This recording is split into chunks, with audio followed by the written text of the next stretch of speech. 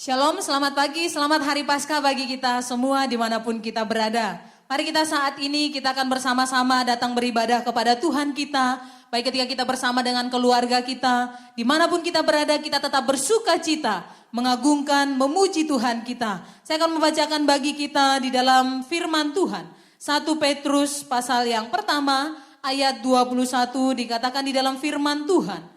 Terpujilah Allah Bapa Tuhan kita Yesus Kristus yang karena rahmat-Nya yang besar telah melahirkan kita kembali oleh kebangkitan Yesus Kristus dari antara orang mati kepada suatu hidup yang penuh pengharapan.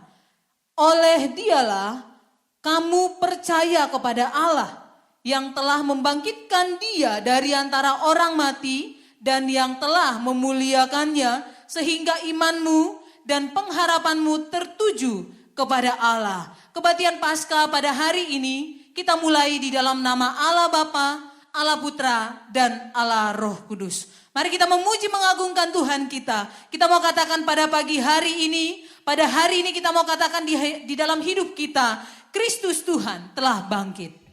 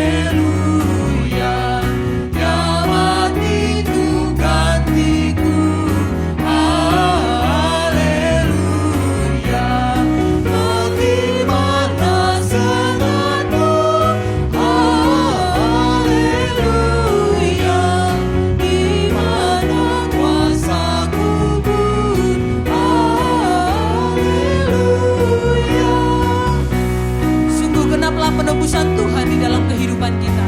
Mari kita katakan di hadapan Tuhan, genaplah penebusannya, haleluya.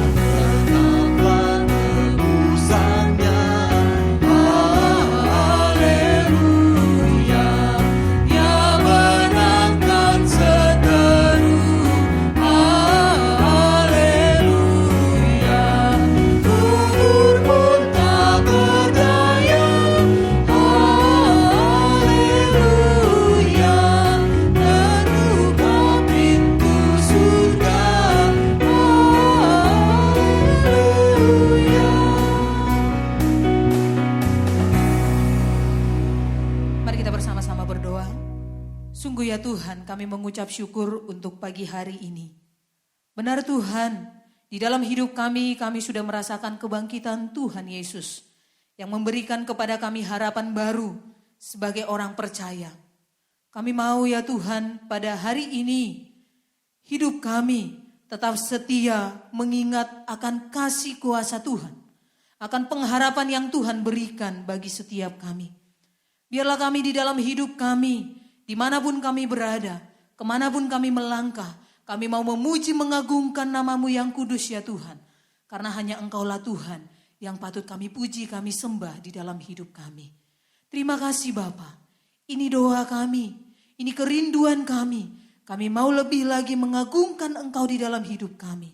Di dalam nama Tuhan Yesus kami berdoa dan mengucap syukur. Amin. Bapak Ibu Saudara yang terkasih dalam Tuhan, dimanapun kita berada. Mari kita saat ini kita bersama-sama membuka Alkitab kita dari Injil Matius pasal yang ke-28 ayat yang pertama sampai ayat yang ke-10. Mari kita bersama-sama menyimak firman Tuhan ini, berita kebangkitan Yesus Kristus bagi setiap kita yang percaya kepadanya. Mari kita membuka Alkitab kita, Matius 28 ayat yang pertama sampai ayat yang ke-10. Demikian bunyi firman Tuhan. Setelah hari Sabat lewat, Menjelang menyingsingnya fajar pada hari pertama minggu itu, pergilah Maria Magdalena dan Maria yang lain menengok kubur itu. Maka terjadilah gempa bumi yang hebat, sebab seorang malaikat Tuhan turun dari langit dan datang ke batu itu dan menggulingkannya lalu duduk di atasnya. Wajahnya bagaikan kilat dan pakaiannya putih bagaikan salju. Dan penjaga-penjaga itu gentar ketakutan dan menjadi seperti orang-orang mati. Akan tetapi malaikat itu berkata kepada perempuan-perempuan itu, "Janganlah kamu takut, sebab aku tahu kamu mencari Yesus yang disalibkan itu. Ia tidak ada di sini, sebab ia telah bangkit, sama seperti yang telah dikatakannya. Mari lihatlah tempat ia berbaring. Dan segeralah pergi dan katakanlah kepada murid-muridnya bahwa ia telah bangkit dari antara orang mati. Ia mendahului kamu ke Galilea, di sana kamu akan melihat dia. Sesungguhnya aku telah mengatakannya kepadamu." Mereka segera pergi dari kubur itu dengan takut dan dengan sukacita yang besar, dan berlari cepat-cepat untuk memberitahukannya kepada murid-murid Yesus. Tiba-tiba Yesus berjumpa dengan mereka dan berkata, "Salam bagimu." Mereka mendekatinya dan memeluk kakinya serta menyembahnya.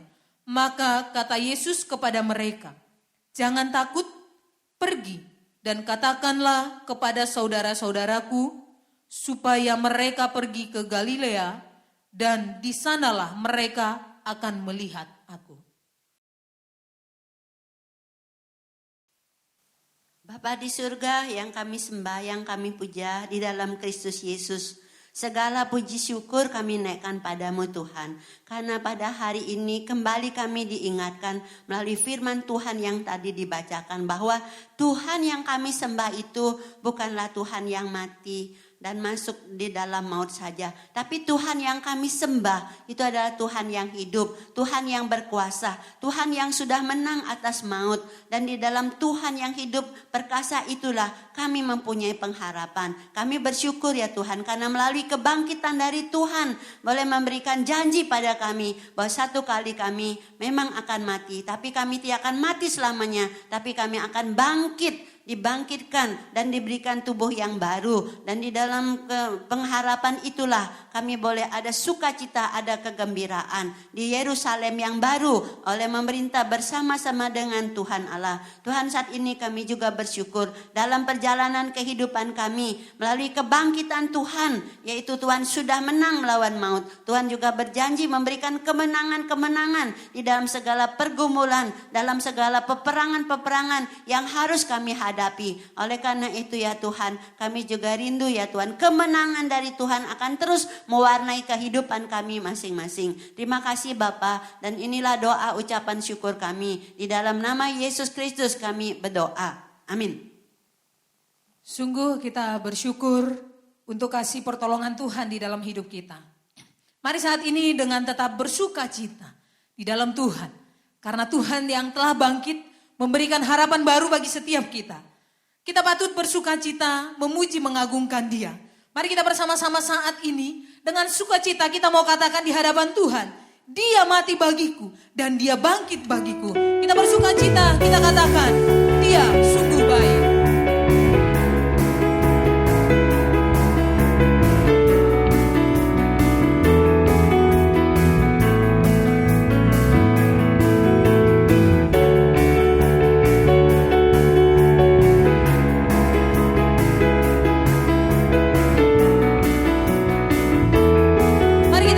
Dia mati bagiku, Dia bangkit bagiku.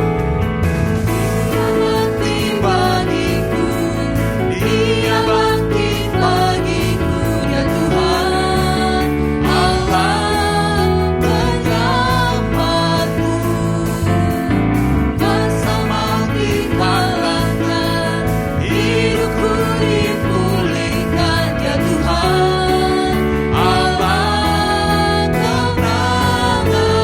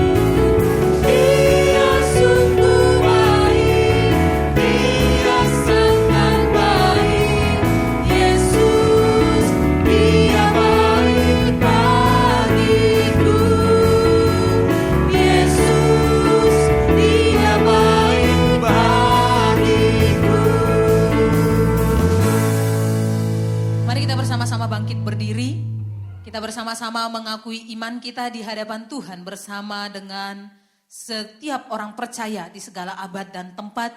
Kita mengikrarkan pengakuan iman kita di hadapan Tuhan. Pengakuan iman rasuli.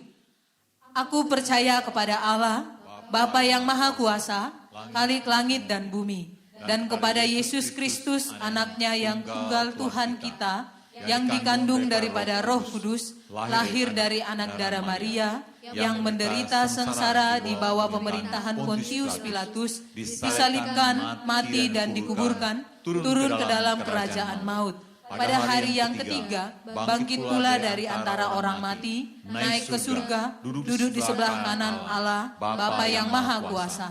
Dan dari sana ia akan datang untuk menghakimi orang yang hidup dan yang mati. Aku percaya kepada Roh Kudus, gereja yang kudus dan am, persekutuan orang kudus, pengampunan dosa, kebangkitan tubuh dan hidup yang kekal. Amin. Silakan duduk Bapak Ibu Saudara yang terkasih dalam Tuhan. Mari kita bersama-sama tetap dengan sukacita kita akan menyambut firman Tuhan yang akan disampaikan oleh hambanya Pendeta Triningsi. Mari kita bersama-sama bersukacita dengan harapan yang sudah Tuhan berikan bagi kita. Kita katakan, rayakan Yesus raya.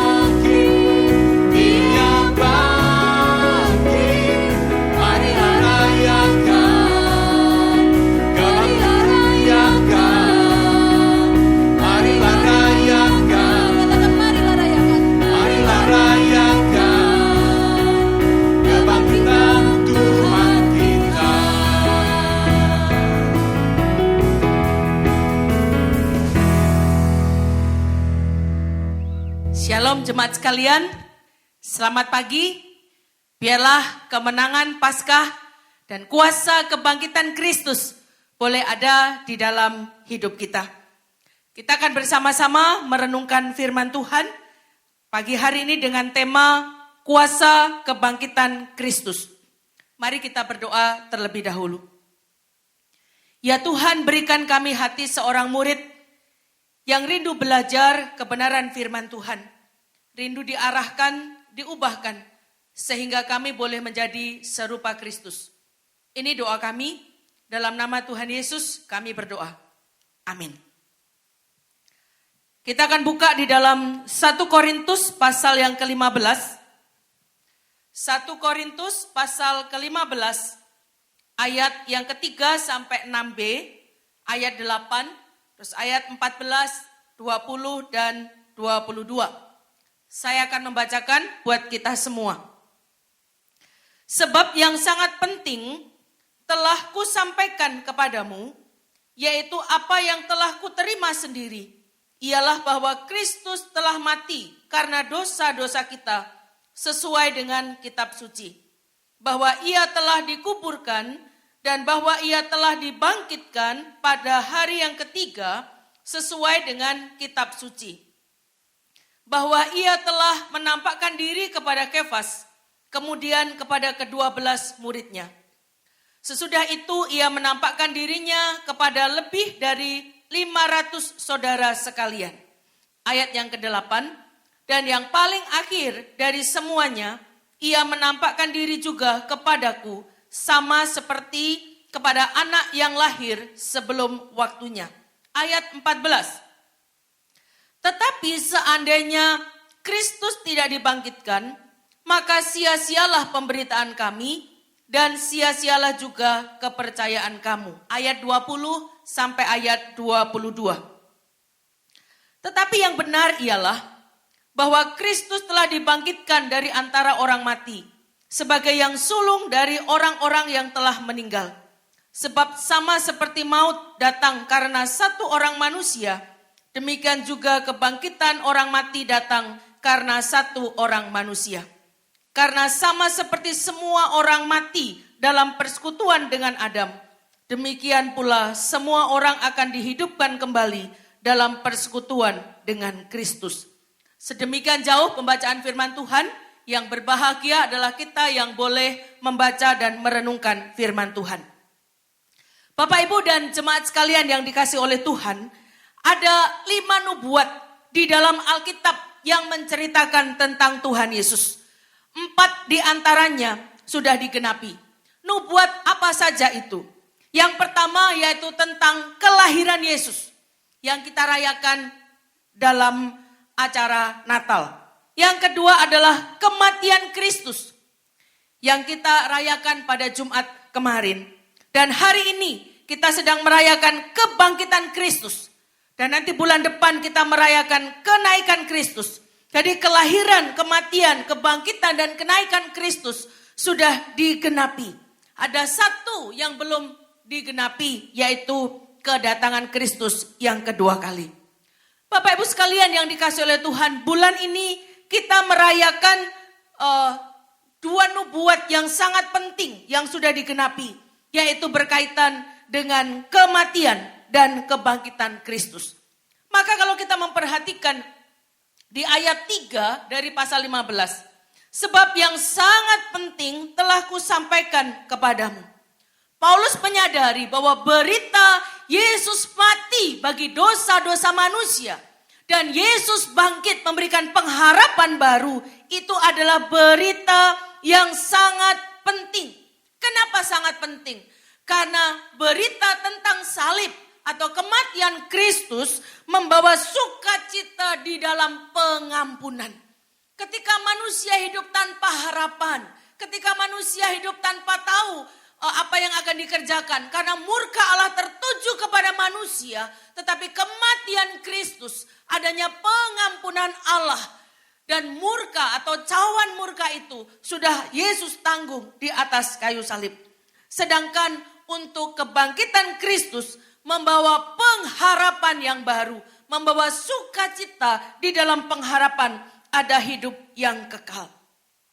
Bapak, Ibu, dan saudara-saudari sekalian, orang percaya kepada Yesus mendapat pengampunan, diampuni dosa-dosanya. Nah, kalau kita memperhatikan di dalam perjanjian lama, kita sering mendengar perjanjian lama ada hewan yang dikorbankan sebagai korban penebus dosa atau penebus salah. Itu dilakukan berulang-ulang. Mengapa berulang-ulang? Karena korban itu bukan korban yang sempurna, maka harus dikerjakan berkali-kali. Tetapi Allah di dalam Kristus Yesus, mengutus Yesus Kristus, memberikan korban yang sempurna, korban penebus dosa yang dilakukan satu kali di atas kayu salib. Jadi kematian Kristus menyempurnakan seluruh korban yang ada di dalam perjanjian lama. Dialah domba yang disembelih, korban yang sempurna, korban yang tanpa cacat. Dan kematian Kristus jelas di dalam bagian ini merupakan penggenapan dari kitab suci. Jadi kematian Kristus bukan bicara tentang omong kosong. Dari segi historis dan juga dari segi teologis, ini adalah fakta sejarah bahwa Yesus memang pernah ada di dalam dunia. Dan dia mati dan pada hari yang ketiga dia harus bangkit. Kenapa hari ketiga? Kenapa bukan hari pertama, bukan hari kedua? Tetapi hari ketiga itu menandakan bahwa Yesus menang atas kuasa maut. Bapak Ibu sekalian yang dikasih oleh Tuhan, demikian juga halnya dengan kebangkitan. Kebangkitan Tuhan Yesus juga fakta sejarah. Maka dikatakan di ayat yang keempat bahwa ia telah dikuburkan dan bahwa ia telah dibangkitkan pada hari yang ketiga sesuai dengan kitab suci. Jadi fakta sejarah menyatakan bahwa Yesus memang dibangkitkan. Dan kitab suci juga mencatat dari segi teologis. Dikatakan Yesus bangkit dari antara orang mati. Maka kalau kita perhatikan di dalam bagian ini, bagaimana fakta sejarah itu diungkap. Karena kematian dan kebangkitannya bukan hanya disaksikan 1 orang atau 10 orang. Bahkan mungkin ratusan dan ribuan orang melihat dengan mata kepala sendiri bahwa Yesus disalibkan. Dan ada ratusan orang yang juga melihat bahwa Yesus telah bangkit. Bapak Ibu sekalian, ada yang mengatakan bahwa yang disalib itu sebenarnya bukan Yesus. Yang disalib itu adalah orang yang menyerupai Yesus. Bapak Ibu, kalau seandainya berita itu benar, kita tidak usah percaya kepada Allah. Kenapa? Karena Allah adalah pembohong. Tetapi ketika berita itu kita katakan itu salah karena memang ada fakta sejarah. Ada orang-orang yang jadi saksi kunci. Memang Yesus disalibkan. Bukan hanya orang-orang yang mengikut dia pada waktu itu. Tetapi tentara Roma, para imam melihat jelas bahwa Yesus disalibkan. Maka ketika Yesus bangkit, mereka ketakutan bahwa mereka akan membuat berita palsu bahwa Yesus bangkit. Bapak Ibu sekalian, Yesus disalibkan, Yesus dibangkitkan, itu adalah fakta sejarah. Jadi yang disalib bukan orang yang menyerupai Yesus. Yang disalib adalah Yesus. Kalau hanya orang yang menyerupai Yesus, untuk apa kita percaya kepada Allah yang pembohong? Bapak Ibu sekalian yang dikasih oleh Tuhan, waktu kita memperhatikan bagaimana Yesus disalib. Yesus disalib itu seperti domba yang dibawa ke tempat sembelian. Domba yang akan disembelih tidak berdaya. Tetapi di dalam ketidakberdayaannya kita melihat kasih yang terpancar luar biasa di atas kayu salib. Di dalam ketidakberdayaannya, di dalam kesakitannya dia masih mengingat, ya Bapa, ampunilah mereka karena mereka tidak tahu apa yang mereka perbuat. Di dalam kesakitan yang sangat luar biasa, dia juga mengingat salah satu penjahat yang ada di sebelahnya. Hari ini juga engkau bersama aku di Taman Firdaus. Di tengah kesakitan yang luar biasa, dia juga tetap mengingat Maria sebagai ibunya. Maka dia menitipkan Maria kepada Yohanes. Dia berkata, ibu, ini anakmu, ini ibumu.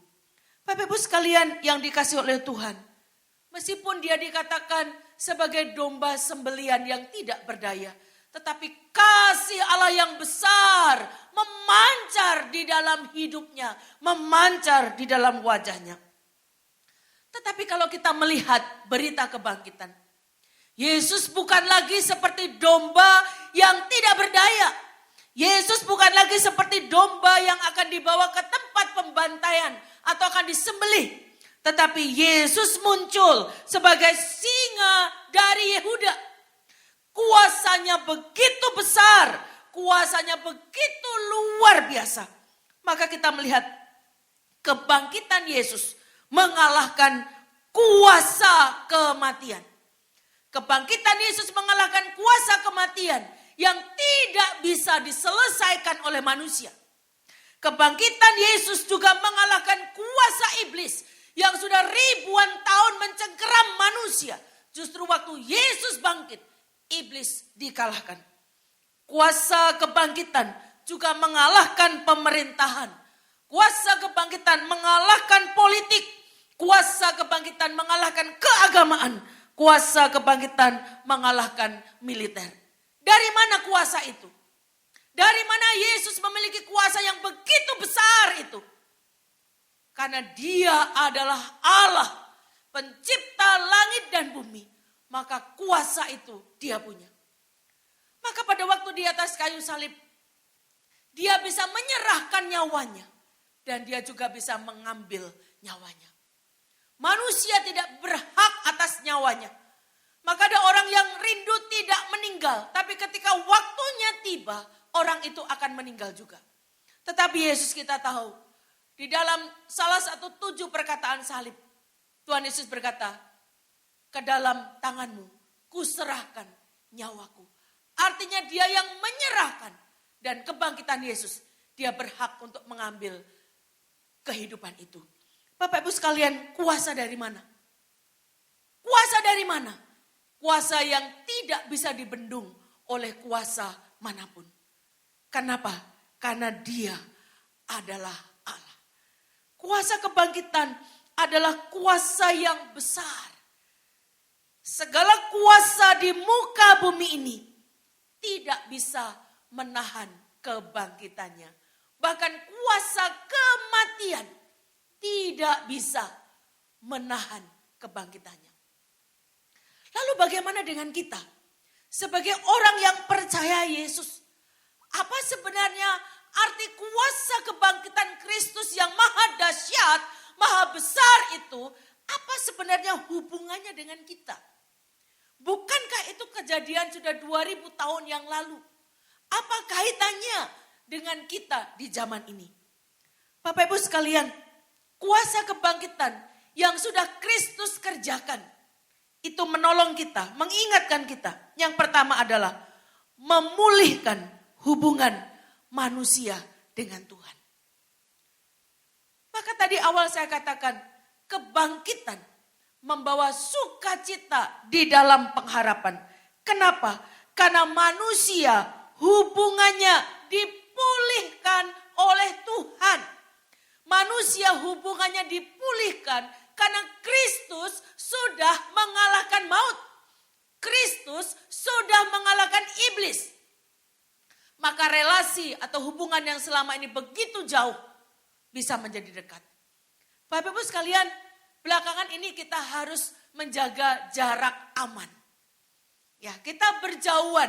Kadang mau salaman saja rasanya enggak. Kita hanya mungkin melambaikan tangan. Tetapi biarlah jaga jarak aman tidak terjadi di dalam kehidupan spiritualitas kita. Kita tidak menjaga jarak dengan Sang Pencipta. Kita tidak menjaga jarak dengan Kristus. Tetapi hidup kita ada senantiasa di hadirat Allah. Bapak Ibu sekalian, memulihkan hubungan manusia dengan Tuhan, itulah kuasa kebangkitan yang pertama. Kalau kita memperhatikan di ayat 21 dan 22. Waktu Adam jatuh di dalam dosa, maka semua manusia juga ada di bawah kuasa dosa. Gambarannya begini Bapak Ibu sekalian.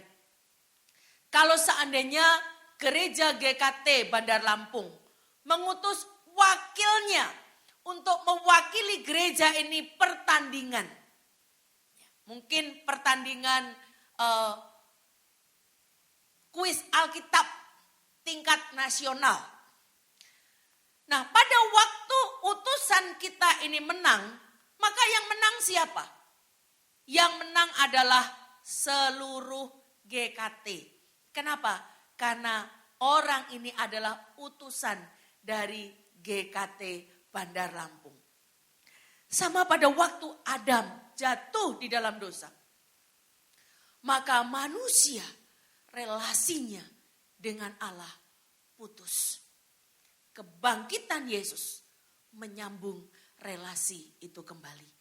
Biarlah kita boleh memiliki pengharapan yang besar ini. Dan kita boleh terus menjaga hubungan kita dengan Tuhan. Karena hubungan kita dengan pencipta disambung bukan dengan lem, bukan dengan tali, tetapi dengan darah yang mahal. Yang kedua, kuasa kebangkitan kedua adalah mengubah ketakutan menjadi damai sejahtera. Bapak Ibu sekalian yang dikasihi oleh Tuhan, para murid pada waktu itu ketika mereka tahu sang guru yang dia kasihi, sang guru yang begitu baik kepada mereka, mati, digantung di tempat yang tidak selayaknya dia ada di sana. Mereka sembunyi, mereka takut, mereka menyelamatkan diri. Karena semua mata orang pada zaman itu mengarah pada kelompok ini. Yang dikatakan atau yang dianggap sebagai kelompok pemberontak, kelompok yang melawan pemerintah, kelompok yang tidak sejalan dengan keagamaan pada waktu itu. Kita melihat bagaimana murid-murid begitu ketakutan.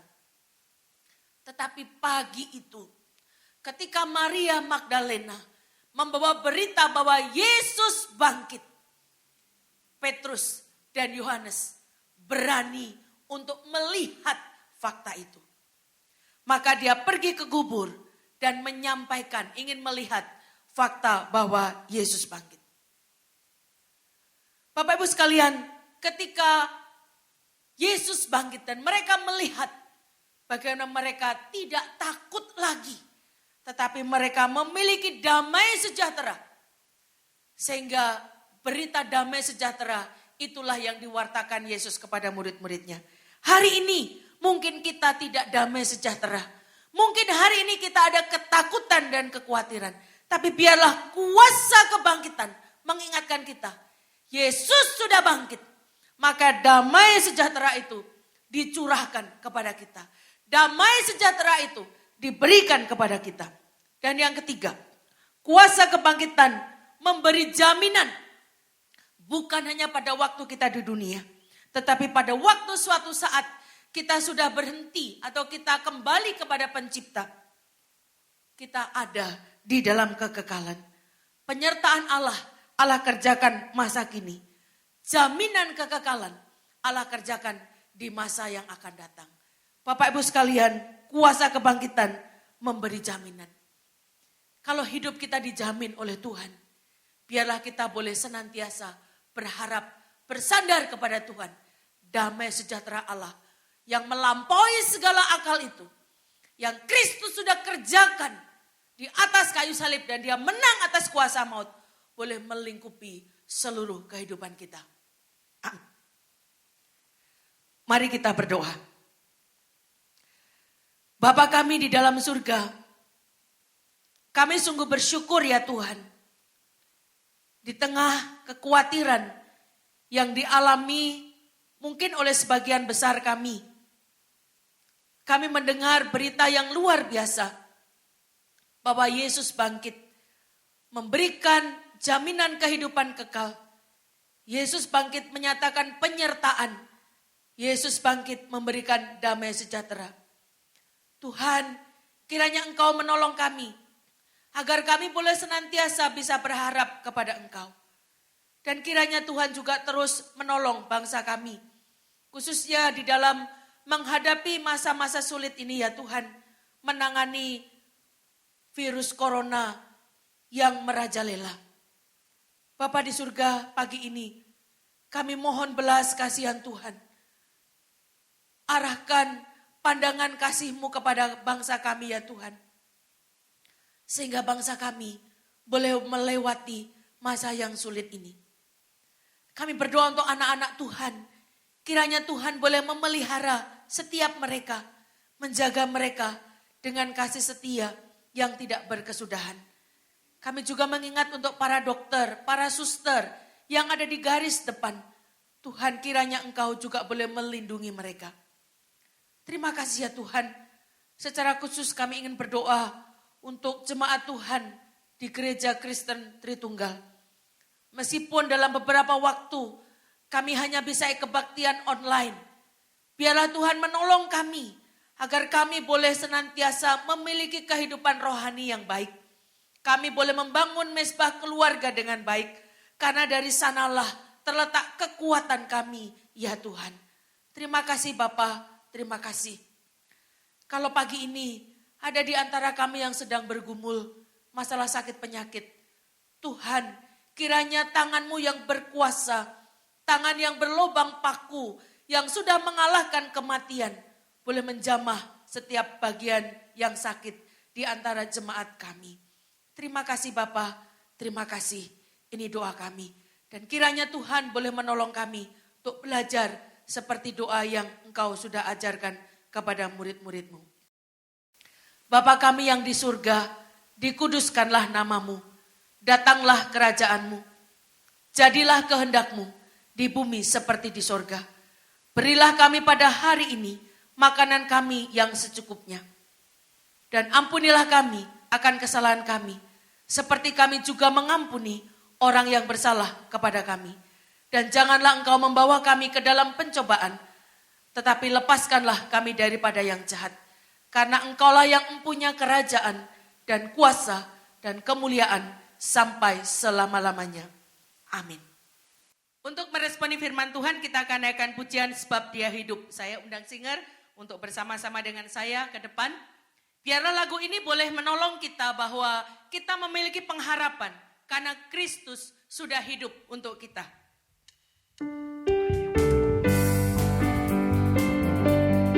Biarlah hati kita terangkat untuk memuji dan menyembah Tuhan, mengagungkan Tuhan karena Dia adalah Allah yang hidup.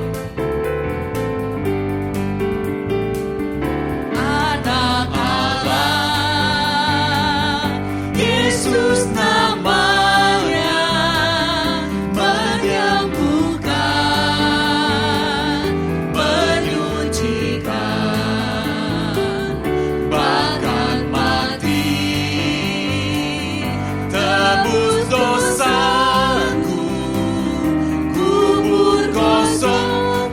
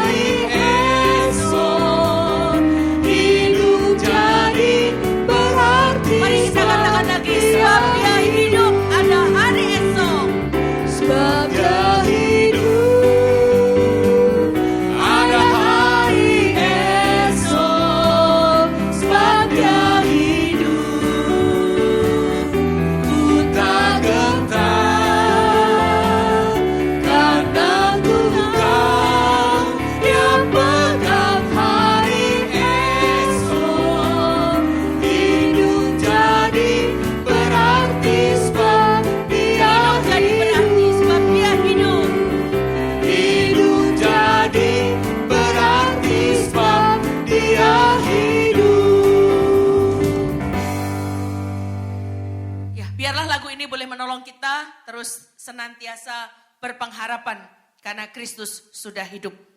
Ada beberapa hal yang perlu kita perhatikan, yaitu yang pertama mengenai mesbah keluarga.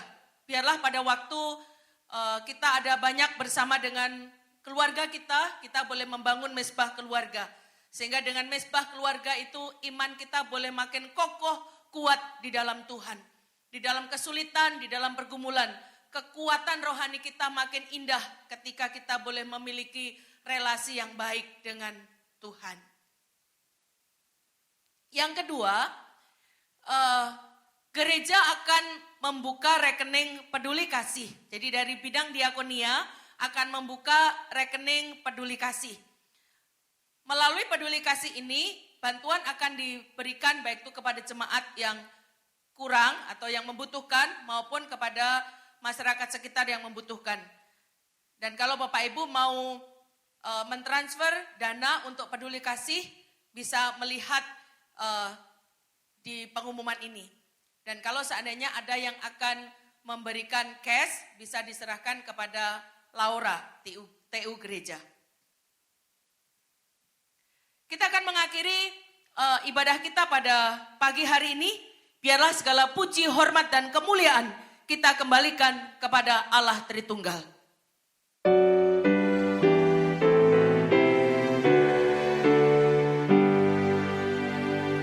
Puji Allah Bapa Putra, puji Allah Roh Kudus, ketiganya yang esa. Pohon selamat sumber berkah.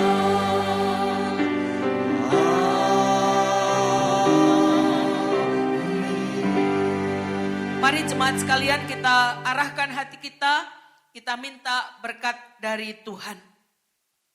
Kiranya kasih dan kemurahan Allah Bapa, damai sejahtera dan sukacita dari Tuhan kita Yesus Kristus, penyertaan dan penghiburan yang sempurna dari Allah Roh Kudus, menolong kita, memimpin kita, hidup di dalam kemenangan. Dan biarlah dengan kemenangan itulah kita boleh menghadapi hari ke depan dengan penuh pengharapan kepada Allah Tritunggal dari hari ini sampai selama-lamanya. Amin.